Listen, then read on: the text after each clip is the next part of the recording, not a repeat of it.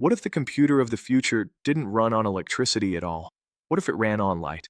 Welcome to the mind-bending world of photonic qubits. Most quantum computers, like the ones from Google or IBM, use atoms or electrons to process data. They're incredible, but they're also high maintenance. They need to be frozen to near absolute zero, colder than outer space, just to work. But photonic quantum computers, they are the rebels. They use photons, particles of light, to carry information. And the best part? They can do it at room temperature. So, how do you actually store a 0 or a 1 inside a beam of light? You can't exactly catch a photon and write a number on it.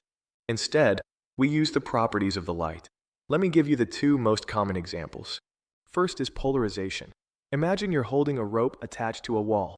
If you shake the rope up and down, that's a 1. If you shake it side to side, that's a 0. In the quantum world, we can shake the photon diagonally, creating a superposition where it's a 0 and a 1 at the exact same time. The second method is what companies like PsiQuantum are using on their chips. It's called path encoding. Think of a highway with two lanes. If the photon drives in the top lane, it's a 0. If it drives in the bottom lane, it's a 1. To make it quantum, we use a beam splitter.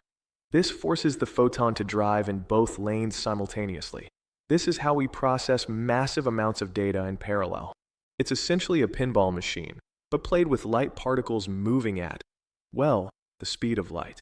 So, why isn't everyone doing this? Well, there is one massive challenge. Photons are like ghosts. If you shine two flashlights at each other, the beams don't bounce off. They pass right through. But to compute, qubits need to interact. They need to talk to each other. Engineers have to use incredibly clever math and complex measurements to force these ghosts to interact. It is difficult, but if they crack it, we get quantum computers that can plug directly into the existing fiber optic internet. Photonic computing is the race to watch. It's fast, it works at room temperature, and it's literally built on light. If you want to understand more about the other types of qubits, like the frozen ones used by IBM, check out our next video.